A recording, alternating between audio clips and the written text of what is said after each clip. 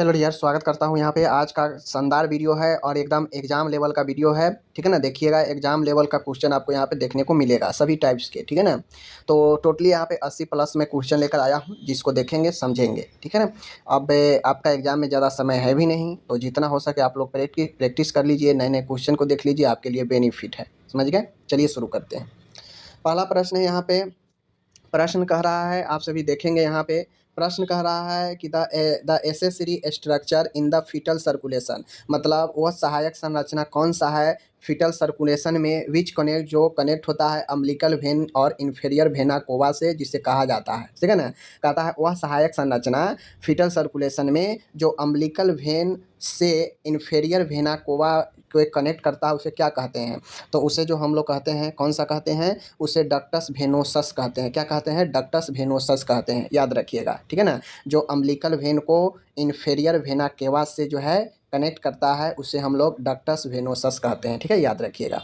दूसरा क्वेश्चन है, which of the following legal act of nursing comes under negligence. ठीक है ना, कहता है कि which of the following legal act, ठीक है ना, लीगल एक्ट के बारे में पूछ रहा है, of nursing comes under negligence. ठीक है ना, तो इसका राइट आंसर जो होगा वो होगा मेडिकेशन ईरर। मेडिकेशन ईरर, देखिए थोड़ा बहुत सब ईरर चलेगा, समझ गए ना। थोड़ा देखिए, वैसे तो आपका लीगल लेगनी अंडर देख लीजिए, लीगल एक्ट में जो नेग्लिजेंस है, इसमें आपका ये सब के सब आएगा। ठीक है ना, चाहे आप पेशेंट के प्राइवेसी का है बात, या फॉल्स डॉक्यूमेंटेशन की बात हो, या मेडिकेशन एरर की बात हो, या आप रिपोर्ट चेंज कर नहीं कर सकते हैं किसी भी पेशेंट का, तो इन सब के मामले में पेशेंट को एकदम स्ट्रिक्ट रहना पड़ता है। लेकिन मेडिकेशन एरर एक ऐसा एरर है जो व्यक्ति को जान तक ले सकता है। तो मेडिकेशन एरर सबसे ज़्यादा जो है आपको लेग्निजेंस एक लीगल एक्ट है, समझ गए, कानूनी एक आपका है, समझ गए। इसमें चूक मतलब व्यक्ति का जीवन जा सकता है, समझ गए। नेक्स्ट है, तीसरा क्वेश्चन है, which of the flowing anti tubercle medicine has the side effect of peripheral neuritis. ठीक है ना, कहता है वह कौन सा एंटी ट्यूबरकल मेडिसिन है जो जिसका साइड इफेक्ट पेरिफेरल न्यूराइटिस होता है, समझ गए। तो राइट आंसर कौन सा होगा? तो राइट आंसर ऑप्शन नंबर आइसोनिजाइड होगा। वैसे तो इथाम्बुटोल भी होता है, बट आइसोनिजाइड सबसे ज़्यादा होता है। ठीक है ना, ऑप्शन नंबर डी। ओके, आगे मैं बढ़ता हूँ। नेक्स्ट क्वेश्चन है, विच among the following is health promoting nursing diagnosis. इनमें से कौन सा स्वास्थ्य को बढ़ावा देने वाला नर्सिंग निदान है, कौन सा? ठीक है, तो कौन सा होगा? तो right answer readiness for enhance self care. Readiness for enhance self care, तो हेल्थ प्रमोशन नर्सिंग डायग्नोसिस का जो आपका सबसे हेल्थ प्रमोशन के लिए नर्सिंग डायग्नोसिस का सबसे महत्वपूर्ण होता है कि रीडनेस। ठीक है ना, रीडनेस फॉर इन्हांस सेल्फ केयर, यानी सेल्फ केयर में जो है इन्हांस करना, बढ़ाना। ठीक है ना। पांचवा क्वेश्चन है, विच among the following is a gram positive organism. इनमें से कौन सा ग्राम पॉजिटिव ऑर्गेनिज्म है, हमसे ये पूछ रहा है। ठीक है ना, तो इसका राइट आंसर क्या होगा? Right answer क्लोस्ट्रेडियम botulinum. ठीक है ना, क्लोस्ट्रेडियम बोटुलिनम आपका इनमें ग्राम पॉजिटिव ऑर्गेनिज्म है, समझ गए, याद रखिएगा। आगे मैं बढ़ता हूँ। विच among the following is the true sentence regarding Asha worker. Asha worker के बारे में इनमें से क्या सही है? ठीक है ना, तो आशा वर्कर के बारे में इनमें से क्या सही है? तो आशा वर्कर के बारे में इनमें से सही यही है कि आप लोग ध्यान दीजिएगा, आशा वर्कर के बारे में सही ये है कि ये वोमेन विथ है formal education up to 10 class, मतलब आशा वर्कर जो होती है उसका जो फॉर्मल एजुकेशन 10 क्लास तक होता है। ठीक है, या हो सकता है, ये बातें को ध्यान में रखिएगा, समझ गए। इन चीज़ों को ध्यान में रखना है, समझ गए। आगे बढ़ते हैं। आगे है यहाँ पे देख लीजिए, नेक्स्ट क्वेश्चन है, विच among the following statement is true about administration, यानी प्रशासक के बारे में इनमें से ट्रू सेंटेंस क्या है एडमिनिस्ट्रेशन के बारे में, समझ गए। तो एडमिनिस्ट्रेशन के बारे में ट्रू सेंटेंस इसमें यही है कि यह डिटर्मिनेशन ऑफ मेजर पॉलिसी, कुछ प्रमुख नीतियाँ हैं जिसको निर्धारण करता है। निर्धारण कौन करता है? एडमिनिस्ट्रेशन। जो आपसे ऊपर एडमिनिस्ट्रेशन में बैठे रहते हैं वही ना पॉलिसी का निर्धारण करते हैं, तय करते हैं। तो यही इसके लिए राइट आंसर हो जाएगा, समझ गए। Applicable at lower levels of management, ये आपका गलत है। एडमिनिस्ट्रेशन कभी भी लोअर में नहीं होता है, वो सब हायर होता है किसी संस्थान का। Main focus of getting the work done, अब ऐसा नहीं है कि एडमिनिस्ट्रेशन का काम जो है सिर्फ काम करने पर ही फोकस होता है। एडमिनिस्ट्रेशन का काम हर एक कंट्रोल पर भी होता है, तो कंट्रोल पॉलिसी बनाकर ही किया जाता है।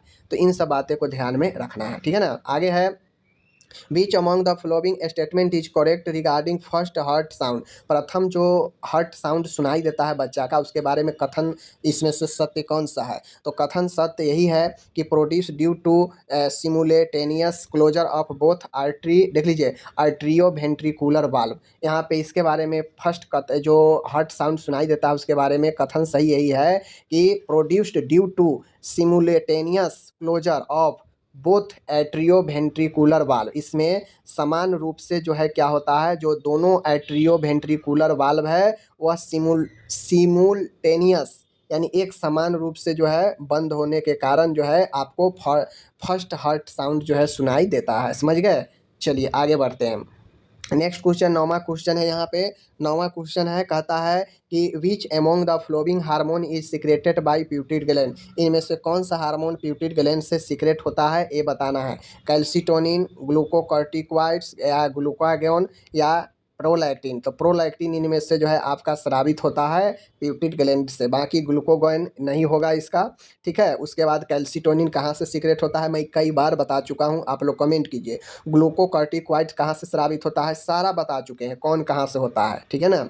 आगे है नेक्स्ट क्वेश्चन है, which among the following is an indicator of the prevalence of contraceptive practice in the community. कहता है कम्युनिटी में इनमें से कौन सा संकेतक है जो कंट्रासेप्टिव प्रैक्टिस किया जाता है रोकथाम के लिए। ठीक है ना।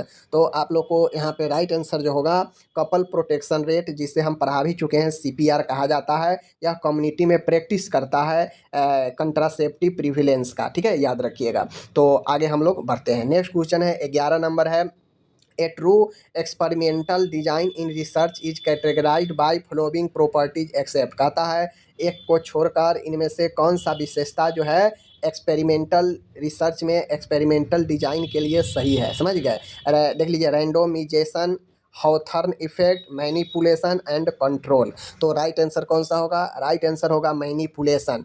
एक एक्सपेरिमेंटल डिजाइन के लिए सत्य वाक्य यही है, इनमें से एक्सेप्ट मतलब एक को छोड़कर सब जो है इसका राइट होगा। तो मैनिपुलेशन को छोड़कर रिसर्च में रैंडोमाइजेशन, हॉथर्न इफेक्ट एंड कंट्रोल तीनों होता है सिवाय मैनिपुलेशन के। ठीक है, इसको छोड़कर।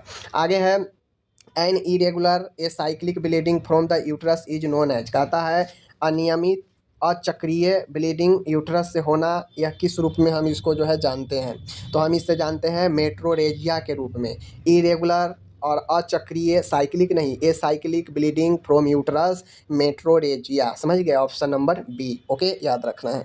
आगे मैं बढ़ता हूँ। नेक्स्ट क्वेश्चन है, कह रहा है कि which function of the pancreas increase the release of bile from the gall bladder into the intestine. कहता है which function of the pancreas यानी अग्नाशय का वह कौन सा फंक्शन है जो इंक्रीज बढ़ा देता है बाइल उत्पत्ति को, बाइल जो पित्त होता है उसको बढ़ा देता है गल ब्लैडर से इंटेस्टाइन में। यानी गॉल ब्लैडर से इंटेस्टाइन में पित्त का स्राव बढ़ जाता है। ठीक है, पैंक्रियाज के किस क्रिया के कारण, हमसे ये पूछ रहा है।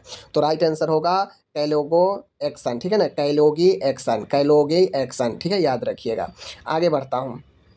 आगे है 14 नंबर का क्वेश्चन है। यहाँ पे which position is most recommended for rectal examination. Rectal examination के लिए सबसे उपयुक्त पोजीशन इनमें कौन सा है? तो सिम पोजीशन याद रखना है। ठीक है, सिम्स पोजीशन। ओके, आगे बढ़ता हूँ।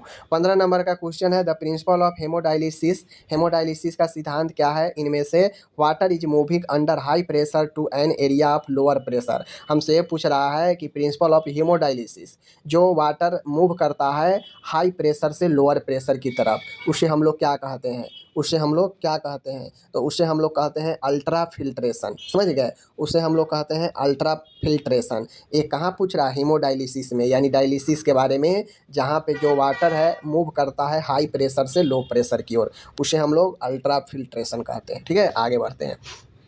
आगे है 16 नंबर क्वेश्चन है, an obstruction of blood flowing the left atrium into the left ventricle is known as. कहता है कि ब्लड का फ्लो लेफ्ट आर्ट्रियम से लेफ्ट वेंट्रिकल की ओर अगर हो रहा है, अवरुद्ध है, तो उसे किस रूप में जानते हैं? यानी left atrium into the left ventricle, यानी लेफ्ट एट्रियम से लेफ्ट वेंट्रिकल की ओर ब्लड का अवरुद्ध होना किस रूप में जाना जाता है? तो ये जाना जाता है मिट्रल स्टेनोसिस के रूप में, ठीक है। किस रूप में? मिट्रल स्टेनोसिस के रूप में, यानी मिट्रल वाल्व का संकुचन के रूप में, ठीक है ना। आगे बढ़ते हैं। आगे है 17 नंबर का क्वेश्चन है the involuntary loss of urine through an intact urethra as a result of sudden increase in the intra abdominal pressure is called. कहता है the involuntary loss of urine, मतलब अनैच्छिक रूप से यूरिन में लॉस होना intact urethra as result of sudden increase intra abdominal pressure. कहता है कि अनैच्छिक रूप से यूरिन में लॉस होना और अचानक से पेट के अंदर निचले एरिया में प्रेशर बढ़ जाना, यह क्या कहा जाता है? यह क्या कहा जाता है? तो इसे कहते हैं स्ट्रेस इनकॉन्टिनेंस, ठीक है ना। क्या कहते हैं? स्ट्रेस इनकॉन्टिनेंस, याद रखिएगा, स्ट्रेस इनकॉन्टिनेंस। ओके, आगे बढ़ते हैं। आगे है 18 नंबर क्वेश्चन है देख लीजिए meaningless and incoherent mixture of word and phrase is termed. कहता है यहाँ पे मीनिंगलेस है, ठीक है ना, meaningless and incoherent mixture of word and phrase is termed as, हमसे पूछा गया है। तो इसका राइट आंसर होगा वर्ड साइलाद, ठीक है ना। वर्ड साइलाद आप लोग पढ़े होंगे, साइकेट्रिक में पता होगा, जिसमें मीनिंगलेस और इनकोहेरेंट वर्डों का मिक्सचर होता है। इसे हम लोग वर्ड सलाद बोलते हैं, जिसका कोई अर्थ नहीं होता है, समझ गए। बेअर्थ के जो है वर्ड का निर्माण करता है जो साइकेट्रिक पेशेंट होते हैं, वो वर्ड सलाद कहलाता है, ठीक है ना। नेक्स्ट क्वेश्चन है 19 नंबर है the forward bending of the uterus is relation to the vagina is called. कहता है the forward bending of uterus in relation to vagina. कहता है कि यूट्रस से वेजिना का रिलेशन फॉरवर्ड बेंडिंग, वह क्या कहा जाता है? समझ गए। तो वो कहा जाता है एंटीवर्जन, यानी यूट्रस का वेजिना की ओर फॉरवर्ड होना, यह एंटीवर्जन कहलाता है। समझ गए, क्या कहलाता है? एंटीवर्जन। ओके, याद रखना है। आगे है यहाँ पे the statement of predicted relationship between two or more variable are termed. कहता है the statement of predicted relationship between two or more variable are termed as. Two or दो या दो से अधिक वेरिएबल के साथ जो रिलेशन होता है, इसके किस रूप में हम जो है टर्मेट करते हैं, जानते हैं, ठीक है ना। तो इसका जो राइट आंसर होगा वो कौन सा होगा? वो होगा हाइपोथेसिस। हाइपोथेसिस में क्या होता है कि दो या दो से अधिक वेरिएबलों जो इसका रिलेशनशिप हम लोग पहले से प्रिडिक्ट कर लेते हैं, अनुमान लगाते हैं, तो ये हाइपोथेसिस कहलाता है। समझ गए। आगे मैं बढ़ता हूँ। 21 नंबर का क्वेश्चन है an approach of literature review in which the researcher refers to the study, यानी an approach of literature review in which the researcher refer to the study with more limited distribution such as conference paper and unpublished report is known as। कहता है कि एक researcher है, ठीक है, ए approach of literature, साहित्यकार को हमने रिव्यू के लिए भेजा, ठीक है ना। रिसर्चर जो है रिफ़र कर दिया स्टडी के लिए लिमिटेड डिस्ट्रीब्यूशन के साथ में कॉन्फ्रेंस पेपर और अनपब्लिश रिपोर्ट को, उसे हम लोग किस रूप में जानते हैं, ठीक है ना। तो उससे हम लोग जो जानते हैं उसका राइट आंसर होगा वो ग्रे लिटरेचर होता है। ग्रे लिटरेचर होता है जहाँ पे रिसर्चर क्या करता है, आपको कॉन्फ्रेंस पेपर को और अनपब्लिश पेपर को रिपोर्ट के तौर पर क्या करता है, डिस्ट्रीब्यूट कर देता है। यह कहा जाता है ग्रे लिटरेचर। समझ गए, ग्रे लिटरेचर। आगे है which type of communication barrier is related to poor pronunciation of teacher. कहता है कि एक टीचर को, ठीक है, एक टीचर को गलत प्रोनाउंसियर यानी खराब प्रोनाउंसिएशन है, तो उसे कम्युनिकेशन में कौन सी बाधा उत्पन्न होगी। ठीक है, मान गए एक टीचर है, टीचर से आप पढ़ रहे हैं और टीचर का प्रोनाउंसिएशन सही नहीं है, तो उससे कौन सी बाधा कम्युनिकेशन में उत्पन्न हो सकती है। तो उससे जो बाधा उत्पन्न होगी वो आपके कौन सा होगा, सीमेटिक बैरियर। क्या चीज़, सीमेंटिक बैरियर। अगर मान गए किसी से आप कुछ ज्ञान ले रहे हैं या किसी से आप पढ़ाई कर रहे हैं लेकिन उनका प्रोनाउंसिएशन बढ़िया नहीं है, तो उससे जो कम्युनिकेशन में बाधा उत्पन्न होगी वो सीमेंटिक बैरियर होगी। ठीक है ना, आगे बढ़ते हैं। 23 नंबर का है which type of isolation precaution is use for a client with measles. कोई मिजल्स से ग्रसित व्यक्ति है, ठीक है ना, तो उसको हम रोकथाम के लिए किस प्रकार के आइसोलेशन में जो है हम उसे रखते हैं, उसे हम लोग क्या कहेंगे, समझ गए। तो उसे जो हम लोग कहते हैं एयरबोर्नी प्रिकॉशन। चूँकि ये जो मिजल्स होता है वायरल जनित है और वायरल हवा से भी फैल सकता है, तो इसे वायरल प्रिकॉशन के रूप में हम लोग जो है इसे क्या करते हैं, आइसोलेशन में रखते हैं। ठीक है, याद रखिएगा। 24 क्वेश्चन है, what does the inner triangle in the symbol of under 5 clinic denote. कहता है यहाँ पे what does the inner triangle in the symbol of under 5 clinic, यानी अंडर 5 क्लिनिक के बारे में हमसे पूछ रहा है कि ट्राइंगल के अंदर में कौन सा चिन्ह दर्शाया जाता है अंडर 5 क्लिनिक में। तो आप लोग पढ़े होंगे, ठीक है ना, आप लोग पढ़े होंगे ट्राइंगल में कौन सा होता है, इसके अंदर में आपको बताना है, ठीक है ना। तो राइट आंसर कौन सा होगा, फैमिली प्लानिंग होगा, परिवार नियोजन। ओके, आगे बढ़ते हैं। आगे है 25 नंबर का क्वेश्चन है, health care team obtain permission from the patient before proceeding with A surgery, the ethical principal that describe this act is called. कहता है कि हेल्थ केयर टीम ऑब्टेन प्राप्त करता है परमिशन पेशेंट से सर्जरी से पहले, ठीक है। यह एक इथिक प्रिंसिपल है, यह एक नैतिक सिद्धांत है जो डिस्क्राइब करता है उसे क्या कहा जाता है। तो क्या कहा जाता है, ठीक है ना। तो आप लोग को पता होना चाहिए, respect for autonomy, respect for autonomy, respect for autonomy. जहाँ पे एक हेल्थ टीम सर्जरी से पहले पेशेंट से परमिशन लेता है और यह एक नैतिक सिद्धांत होता है, ठीक है। तो इसे रिस्पेक्ट फॉर ऑटोनॉमी कहते हैं। ओके, आगे बढ़ते हैं। 26 है, और यहाँ पे देख लीजिए, वर्बोगिमी रिफर टू, यानी वर्बोगिमी किसको रिफ़र करता है, तो वर्बोगिमी रिफ़र करता है हाइपर एक्टिव वावेल साउंड को, ठीक है ना, हाइपर एक्टिव वावेल साउंड को, हाइपर एक्टिव वावेल साउंड को वर्बोगिमी रिफ़र करता है। ओके, आगे बढ़ता हूँ। 27 नंबर का क्वेश्चन है, what is the technique use to demonstrate the relationship between intravesical pressure and the volume of urine in the bladder. कहता है वह कौन सा तकनीक है जिसके ज़रिए हम इंट्रावेसिकल प्रेशर और यूरिन वॉल्यूम जो मूत्राशय में है उसके बीच में हम संबंध स्थापित करते हैं, ठीक है ना, वह कौन सा तकनीक है। तो तकनीक कौन सा होगा इसका, तो तकनीक ऑप्शन होगा सिस्टोमेट्री। सिस्टोमेट्री के जरिए हम रिलेशन बैठाते हैं इंट्रावेसिकल प्रेशर के और volume of urine in the bladder, यानी ब्लैडर में जो यूरिन की आयतन है उसको इंट्रावेसिकल प्रेशर से हम लोग रिलेशन बैठाते हैं, प्रदर्शित करते हैं, और यही टेक्निक जो है सिस्टोमेट्री कहलाता है। समझ गए, याद रखना है। आगे है, what is the average life span of red blood से। रेड ब्लड आरबीसी का एवरेज जो औसतन जो लाइफ साइकिल होता है कितना होता है, तो वो जो होता है ऑप्शन नंबर डी 120 दिन, सब लोग जानते हैं, ठीक है ना। What is the drug choice of thalassaemia, thalassaemia के लिए कौन सा ड्रग चॉइस होता है ये पूछ रहा है। तो थैलेसीमिया के लिए डिफ्रॉक्सेमिन, ठीक है ना, याद रखिएगा, डिफ्रॉक्सेमिन याद रखिएगा। आगे है, what is the therapeutic blood lithium level in the body, ठीक है ना, what is the therapeutic blood lithium level in the body, यानी ब्लड में लिथियम का लेवल शरीर में कितना होता है हमसे यही पूछ रहा है। तो ऑप्शन होता है 0.8 से लेकर 1.2 इतना होता है आपका लिथियम का लेवल बॉडी में, ठीक है, याद रखिएगा। What is the normal intracranial pressure, normal ICP level कितना होता है, तो नॉर्मल आईसीपी लेवल जो होता है ध्यान दीजिएगा 5 से 15, ठीक है ना, 5 से 15 होता है, याद रखिएगा। अगर आपके एग्जाम में 10 से 21 दे दे तो यही भी राइट आंसर है, इसको ध्यान से रखना है। आगे है यहाँ पे, what is the characteristic feature of biliary colic. कहता है बाइलरी कॉलिक का इसमें से विशेषता कौन सी है, ठीक है ना।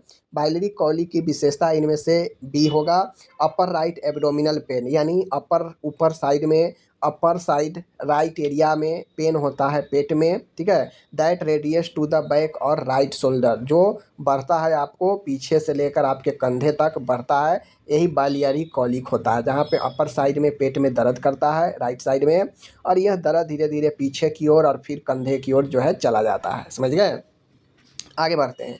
आगे है 33 number, what is the main purpose of ABC analysis in material management. कहता है मटेरियल मैनेजमेंट में एबीसी की मुख्य उद्देश्य क्या होती है, एबीसी एनालिसिस की। तो एबीसी एनालिसिस की जो मुख्य उद्देश्य होता है कि टू कंट्रोल इन्वेंट्रीज को कंट्रोल करने के लिए जो है एबीसी एनालिसिस किया जाता है। मैं पढ़ा रखा हूँ कि एबीसी एनालिसिस क्या होता है, क्लासिफिकेशन करता है, अलग अलग कैटेगरी में बांटता है इन्वेंट्री को, सामान को, ठीक है। तो क्लासिफिकेशन करने के लिए एबीसी एनालिसिस होता है। समझ गए, आगे मैं बढ़ता हूँ। What is the scoring system to estimated the gestational age of a new born by maturity rating. कहता है यहाँ पे बहुत ही ये भी अच्छा क्वेश्चन है कि what is the scoring system, estimate the gestational age of a new born by maturity rating, यानी किस रेटिंग के जरिए जो है, किस स्कोर के जरिए हम जेस्टेशनल, एक बच्चे में जेस्टेशनल एज को हम जो है क्या करते हैं, स्कोर देते हैं, तय करते हैं। तो ये होगा न्यू बेलार्ड स्कोर, ठीक है ना। न्यू बेलार्ड स्कोर के जरिए जो है हम क्या करते हैं, एक न्यू बॉर्न बेबी के जेस्टेशनल एज को हम लोग क्या करते हैं, एस्टिमेटेड करते हैं, मतलब अनुमानित करते हैं। समझ गए, इस चीज़ को न्यू बेलार्ड स्कोर याद रखिएगा। 35 है यहाँ पे, what is the meaning of talipes equinus, ठीक है ना। हमसे यहाँ पे पूछ रहा है, ध्यान दीजिएगा कि टैलिफ इक्विनस, टैलिप्स इक्विनस का मीनिंग क्या है, टैलिपस इनिकस का मीनिंग क्या है। तो टैलिपस इक्विनस का मीनिंग क्या है, plantar flexion of ankle and foot, यानी plantar flexion of ankle and foot, ankle और फुट का प्लेंटर फ्लेक्शन याद रखिएगा, टैलिपस इक्विनस कहलाता है। आगे मैं बढ़ता हूँ यहाँ पे, what is the causative organism of syphilis, syphilis का कॉजेटिव ऑर्गेनिज्म कौन सा होता है, तो क्लेमेडिया, यहाँ पे आप लोग देख लीजिए, ट्रेपोनोमा पेलिडम, ठीक है ना, क्या होगा, ट्रेपोनोमा पेलिडम, इसका जो है राइट आंसर होगा ऑप्शन नंबर ए। ओके, आगे बढ़ता हूँ, what is the route of administration of rota virus vaccine, तो रोटा वायरस वैक्सीन का जो रूट ऑफ एडमिनिस्ट्रेशन होता है ओरल होता है, मुख से दिया जाता है। 38 है, an inflammation of oral mucosa is termed as, oral मुंह के इन्फ्लामेशन को, जो मुंह के अंदर जो ओरल म्यूकोसा है उसका इन्फ्लामेशन को हम लोग एस्टोमेटाइटिस से जानते हैं। 38 का बी, एस्टोमेटाइटिस, ठीक है ना, एस्टोमेटाइटिस। ओके, आगे बढ़ते हैं। आगे है, presence of current jelly stool in the characteristic feature of, कहता है कि प्रेजेंस ऑफ करेंट जेली, यानी करेंट जेली, यानी स्टूल में करेंट जेली जैसा पदार्थ आता है, तो ये किसकी विशेषता होगी, तो आप लोग को मैं पहले भी बता चुका हूँ, ये विशेषता इंटरसेप्शन की होगी, ठीक है ना। आगे बढ़ते हैं, an educational technique in which people spontaneously act or group of human relation is known as, समझ गए।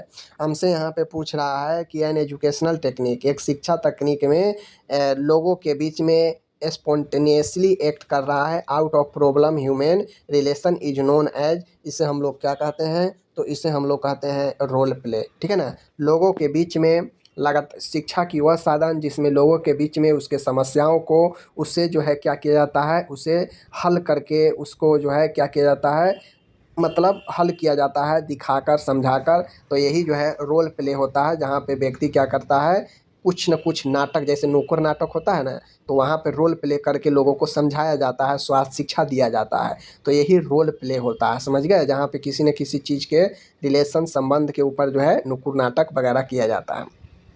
41 है, dark purples discoloration and congestion of vulva and vaginal mucosa membrane is termed as, हमसे पूछ रहा है कि dark purple colour, congestion of vulva, vaginal mucosa membrane को किस रूप में जानते हैं, यानी वेजिना के जो म्यूकस मेम्ब्रेन है उसका डिसकलर होना, डार्क पर्पल कलर का होना, यह किस साइन को बताता है, तो ये बताता है ऑप्शन नंबर किसका, option number B, Chadwick sign को बताता है, समझ गए, चैडविक साइन को।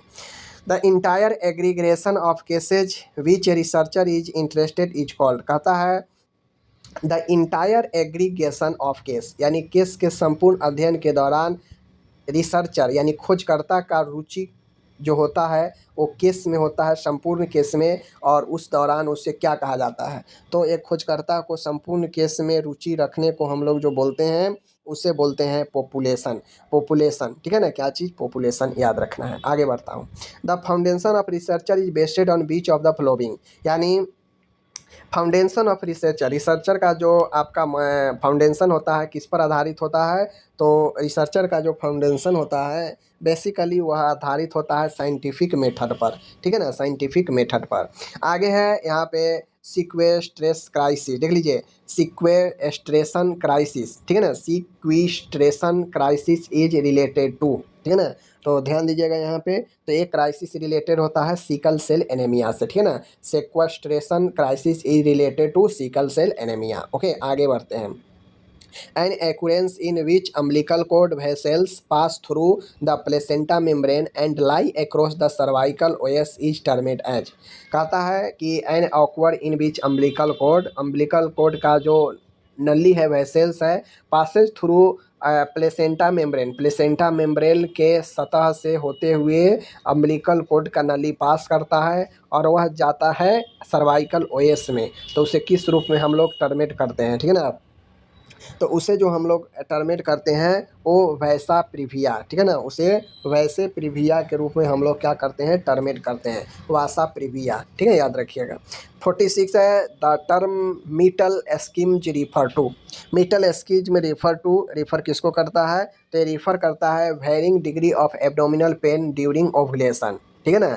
Vary degree of abdominal pain during ovulation, ovulation के दौरान पेट दर्द को यह जो है क्या करता है, रिलेट करता है, रिफर करता है मीटल एस्कीमर्च को, ठीक है ना।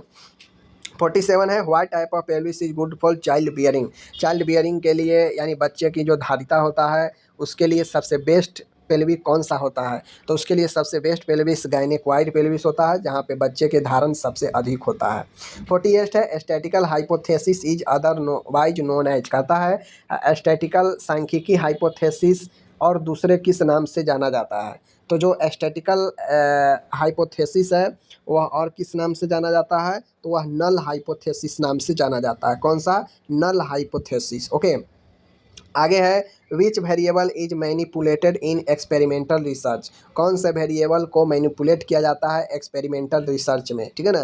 तो एक्सपेरिमेंटल रिसर्च में, तो एक्सपेरिमेंटल रिसर्च में इंडिपेंडेंट वेरिएबल को मैनिपुलेट किया जाता है, जो भी इंडिपेंडेंट वेरिएबल होता है सबको जो है क्या किया जाता है, मैनिपुलेट किया जाता है एक्सपेरिमेंटल रिसर्च में, ओके।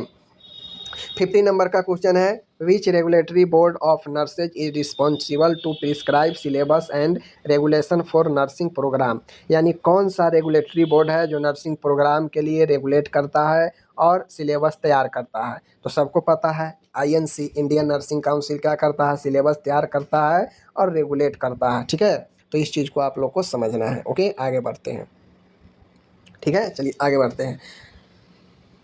51 नंबर का क्वेश्चन है the unpredicted effect of medication in which a client over act or under act to a medication is terminated, कहता है अनप्रिडिक्टेड मतलब अनभिज्ञ इफेक्ट, मेडिसिन के प्रभाव से अनभिज्ञ है वैसे क्लाइंट जो ओवर एक्टिव है दवाई से या अंडर एक्टिव है उस मेडिसिन को हम किस रूप में टर्मिनेट करते हैं, मतलब एक ऐसा व्यक्ति जो दवाई के प्रभाव से अनभिज्ञ है कि उससे ओवर एक्ट करेगा या फिर अंडर एक्ट करेगा वो दवाई, तो उसे हम लोग किस रूप में टर्मिनेट करते हैं, मीन्स जानते हैं। तो उससे जो हम लोग जानते हैं वो अपन जो है आइडियोसिनक्रेटिक रिएक्शन, ठीक है ना, आइडियोसिनक्रेटिक रिएक्शन, ठीक है ना, वैसा मेडिसिन जिसका प्रभाव ओवर एक्ट होता है, अत्यधिक होता है, समझ गए, और उससे हम अनप्रिडिक्टेड रहते हैं तो उसे आइडियोसिनक्रेटिक रिएक्शन कहते हैं, ठीक है ना, आइडियोसिनक्रेटिक रिएक्शन कहते हैं, समझ गए।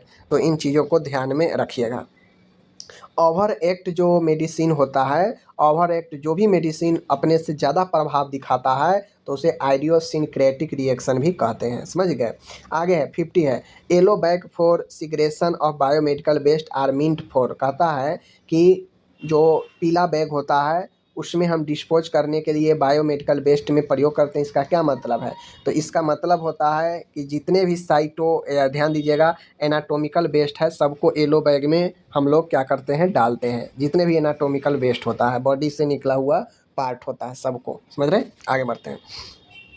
The following are the principle of health education except, ठीक है ना, कहता है एक को छोड़कर सब जो है प्रिंसिपल है, सिद्धांत है हेल्थ एजुकेशन का, सिवाय किसके, किसको छोड़कर, देख लीजिए अनोन टू नोन, यानी आप जिसे नहीं जानते हैं उसको जानिए, कम्प्रिहेंसिव, क्रेडिबिलिटी और इंटरेस्ट।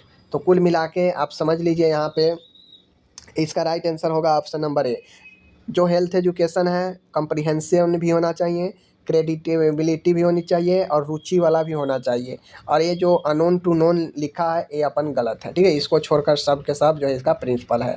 54 है यहाँ पे the following are the indication of electroconvulsion therapy, इनमें एक को छोड़कर बाकी जो है इलेक्ट्रोकन्वल्सन थेरेपी का इंडेक्शन है, कौन सा बताइए। देखिए मेजर डिप्रेशन दिया जाएगा, सीवियर साइकोसिस दिया जाएगा, सीवियर कैटाटोनिया दिया जाएगा, पोस्ट ट्रॉमेटिक स्ट्रेस डिसऑर्डर यानी चोट के कारण अगर स्ट्रेस उत्पन्न हुआ है तो उसमें ECT नहीं दिया जाएगा, या फिर जो भी न्यूरोलॉजिकल विकार होता है उसमें ECT नहीं देते हैं, ठीक है ना, साइकोटिक वाला में देते हैं, न्यूरोटिक वाला में नहीं देते हैं।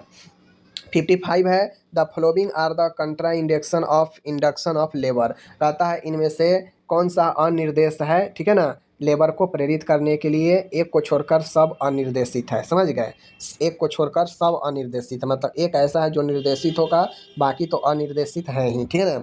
तो इसका जो राइट आंसर होगा, वो राइट आंसर जो होगा pre mature rupture of membrane. Pre mature membrane देख लीजिए, pre mature rupture of membrane जो है समय से पहले मेम्ब्रेन का फट जाना, झिल्ली का फट जाना, या इंडक्शन लेबर का प्रेरण नहीं होता है। बाकी लेबर का प्रेरण में ये सब आ जाएगा, समझ गए। प्लेसेंटा प्रेविया, सिफेलिक पेल्विक डिस्पोर्शन और कोड प्रोलैप्स, ये सब इंडक्शन है लेबर का, ठीक है ना। कंट्रा इंडक्शन है, कंट्रा इंडक्शन ऑफ इंडक्शन, अनिर्देश है, समझ गए। ये सब अनिर्देश है, ये सब अनिर्देश है, याद रखिएगा, सिवाय एक को छोड़कर। 56 है यहाँ पे, the following of the characteristic of fetal umbilical cord. Fetal umbilical cord के विशेषता पूछ रहा है कि इनमें से कौन सा होगा, ठीक है ना। अम्बिलिकल कोड है सेंसरी नर्व इंडिंग, गलत, इसमें कोई सेंसरी नर्व नहीं होता है, समझ गए, ठीक है, कोई नहीं होता। Umbilical cord content two arteries one vein, ये सही बात है, समझ गए। Umbilical cord is enclose and protected by Watson jelly. Umbilical cord transports oxygen and nutrients to the developing fetus, ये भी सही बात है। तो देखिए एक ये अपन गलत हो गया, बाकी ये तीनों सही है, समझ गए। तो हमसे ही पूछता है कि the following are the characteristic of fetal umbilical cord except, यानी निम्नलिखित में से अम्बिलिकल कोड के लक्षण है सिवाय किसके, तो सिवाय ऊपर वाला के सब जो है इसका लक्षण ही है, ठीक है ना। 57 है, which of the following is an example of हिंग ज्वाइंट। हिंग ज्वाइंट का एग्जाम्पल इनमें से कौन सा है, ठीक है ना। तो हिंग ज्वाइंट के जो एग्जाम्पल है वो एल्बो ज्वाइंट है, इसको याद रखिएगा। आगे बढ़ता हूँ, 58 नंबर है, which of the following condition is not involve in croup syndrome. इनमें से कौन सा स्थिति जो है क्रूप सिंड्रोम में जो है इन्वॉल्व नहीं होने वाला है। देखिए एपिग्लोटस यह क्रूप सिंड्रोम में इन्वॉल्व है, ब्रोंकाइटिस भी इन्वॉल्व है, लैरेंजाइटिस भी इन्वॉल्व है, लेकिन टॉन्सिलाइटिस यह इन्वॉल्व नहीं है क्रूप सिंड्रोम में, ठीक है। आगे बढ़ते हैं, विच of the following statement is not true about associative play, यानी साहचर्य खेल में कौन सा जो है कथन सत्य नहीं है। तो जो साहचर्य खेल होता है उसमें म्यूचुअल गोल सेट होता है, यह सही कथन नहीं है, समझ गए ना। साहचर्य एसोसिएटिव प्ले में ग्रुप में प्ले बना के खेलते हैं लोग, तो इसमें म्यूचुअल गोल सेट नहीं होता है, समझिए, इस बात को ध्यान में रखना है, ठीक है। चलिए 60वां नंबर का प्रश्न है, which of the following statement is correct regarding micro teaching. Micro teaching के बारे में निम्न में से कौन सा कथन सही है। तो जो माइक्रो टीचिंग होता है ना, इसमें जो स्टूडेंट और टीचर के बीच में जो प्रैक्टिस होता है वह पहले से सिलेक्टेड टॉपिक पे होता है। जो भी सिलेक्टेड टॉपिक पे हम सिखाते हैं या चर्चा करते हैं वह माइक्रो टीचिंग के बारे में होता है। माइक्रो टीचिंग में पहले से टॉपिक सेट होता है कि किस टॉपिक पर चर्चा करना है और चर्चा करके निकल जाना है, यही माइक्रो टीचिंग होता है, okay. Which ophthalmic diagnostic test measure the intraocular pressure, यानी कौन सा वह एप्थॉल्मिक डायग्नोस्टिक है जिसके जरिए हम इंट्राओकुलर प्रेशर को जांच करते हैं। तो ये कौन सा टोनोमेट्री होगा, ओके। आगे बढ़ते हैं, आगे है which of the following is a third cranial nerve. Third cranial nerve इनमें से कौन सा है, थर्ड क्रेनियल नर्व इनमें से कौन सा है, हमसे ये पूछ रहा है। तो जो ऑक्लोमोटर नर्व है ये थर्ड क्रेनियल नर्व है। आप लोग बताइए ऑक्लोमोटर नर्व का फंक्शन क्या है, okay.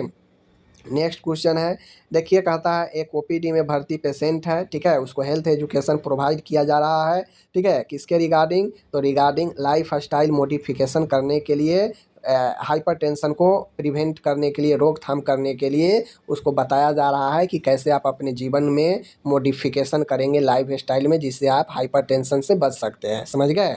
What level of prevention is the nurse providing, तो नर्स इनमें से कौन सा जो है प्रिवेंशन प्रोवाइड कर रही है, कौन सा लेवल। तो किसी रोग से बचाव रोकथाम के लिए जो उपाय सुझाया जाता है तो वह प्राइमरी प्रिवेंशन होता है, जहाँ पे रोग से पहले ही बचने के लिए उपाय सुझाया जाता है, समझ गए। चलिए ये हो गया। आगे है रिस्पायरेशन, देख लीजिए यहाँ पे, respiration which is abnormally shallow for 2 और 3 breath follow by irregular period of apnoea is terminated. कहता है कि रिस्पायरेशन श्वसन की क्रिया कभी असमान हो रही है, कभी नीचे गिर रही है, कभी ऊपर बढ़ रही है, और इन सब के बीच में कभी कभी श्वसन रुक जा रही है। तो इससे हम लोग किस पीरियड के रूप में जानते हैं, यानी इरेगुलर श्वसन हो रहा है कि कभी श्वसन बढ़ जा रहा है, कभी कम जा रहा है, कभी बढ़ जा रहा है, कभी अचानक से कुछ सेकेंड के लिए रुक जा रहा है। तो यह किस रूप में हम लोग इसको जानते हैं, तो हम लोग इसको जानते हैं चिन्नी स्ट्रोक रिस्पायरेशन, ठीक है ना। कौन सा, तो हम लोग इसको जानते हैं कौन सा, चिन्नी स्ट्रोक रिस्पायरेशन, ऑप्शन नंबर कौन सा, डी, ठीक है ना, चिन्नी, देख लीजिए, चिन्नी स्ट्रोक रिस्पायरेशन। ओके, आगे बढ़ते हैं। आगे है यहाँ पे देख लीजिए, a system is which each patient is assign to a nurse who has 24 hour responsibility of nursing care delivery to the patient termed. कहता है ऐसा सिस्टम जहाँ पे प्रत्येक मरीज को नर्स जो है चौबीसों घंटे जिम्मेदार होती है देख रेख प्रोवाइड करने के लिए, तो वह उसे हम लोग किस रूप में जानते हैं, तो उसे प्राइमरी नर्सिंग के रूप में जानते हैं, जहाँ पे मरीज को हमेशा चौबीसों घंटे नर्स जो है देखभाल करती है और उसके पास रहती है, ठीक है। नेक्स्ट है 66 है, which is the longest bone in the human body. Human body में सबसे बड़ा हड्डी कौन सा है, तो वो अपन फीमर है, जांग का है। ओके, आगे बढ़ते हैं। What is the problem defining phase of interpersonal relationship as per peoples theory. Peoples theory के अनुसार जो प्रॉब्लम डिफाइन फेज है इंटरपर्सनल रिलेशनशिप, उसमें कौन सा फेज है, कौन सा फेज में प्रॉब्लम डिफाइनिंग हम लोग करते हैं, ठीक है ना। तो ये ओरिएंटेशन फेज में, ओरिएंटेशन फेज में क्या होता है माय डियर, कि ओरिएंटेशन फेज में प्रॉब्लम पर ध्यान देकर उसे डिफाइन किया जाता है। जो आप लोग TNPR पढ़े होंगे, थेरेपेटिक नर्स पेशेंट रिलेशनशिप, तो उसमें ये चीज़ बताया जाता है ओरिएंटेशन में, जहाँ पे मरीज को परिचय करवाया जाता है, उसके समस्याओं को डिफाइन किया जाता है कि क्या समस्या है, समझ रहे हैं। आगे बढ़ते हैं। 68 है, which is the appropriate site to administer intramuscular injection in children. बच्चे में IM इंजेक्शन लगाने का सबसे एप्रोप्रिएट साइट कौन सा है, हमसे यही पूछा जा रहा है, ठीक है। तो सबसे एप्रोप्रिएट जो अपन साइज होता है वास्टस लैटेरियस होता है, ठीक है ना। वास्टस लैटेरियस बच्चे में सबसे उपयुक्त जो है जगह होता है, ठीक है ना। आगे है यहाँ पे कहता है कि which immunoglobin can cross the placenta and can provide passive immunity to the newborn. कहता है इनमें से कौन सा इम्यूनोग्लोबिन प्लेसेंटा को पार करता है और पैसिव इम्यूनिटी बच्चे को प्रोवाइड करता है, कौन सा इम्यूनोग्लोबिन। तो आप लोग को पता होना चाहिए कि आपका जो IgG होता है यह प्लेसेंटा को पार करके बच्चा को पैसिव इम्यूनिटी प्रोवाइड करता है, समझ गए। तो इस प्रकार से हमारा रहा कौन सा, 69 नंबर का प्रश्न। आगे बढ़ते हैं। आगे है 70 नंबर का क्वेश्चन है कि विच is the most common HIV related malignancy. Malignancy से संबंधित इनमें से सबसे आम HIV कौन सा है, तो इनमें से सबसे आम HIV जो है वो कौन सा है, तो वो है कैपोसी सरकोमा। कैपोसी सरकोमा सबसे आम HIV है जो मेलिग्नेंसी से रिलेटेड है, ठीक है। एक क्वेश्चन यहाँ पे है, आप लोग को मैं दे रहा हूँ, the period of acceptance of loss during which a person learns to deal with loss is known as. कहता है कि उस अवधि को किस रूप में जानते हैं जहाँ पे पेशेंट एक्सेप्ट ऑफ लॉस, यानी लोग जो है क्या करता है, खोता है, और पर्सन फिर सीखता है, फिर खोता है, उसे किस रूप में हम लोग जानते हैं। तो इसका राइट आंसर आप लोग को कमेंट करना है, ठीक है। यहाँ पे ऑप्शन दिए गए हैं, समझ रहे हैं। तो यहाँ पे मैंने 71 क्वेश्चन का आंसर आपसे मांग रहा हूँ, यहाँ पे 70 क्वेश्चन तक मैंने कराया। विदा लेते हैं, आप अपना ख्याल रखिएगा, धन्यवाद।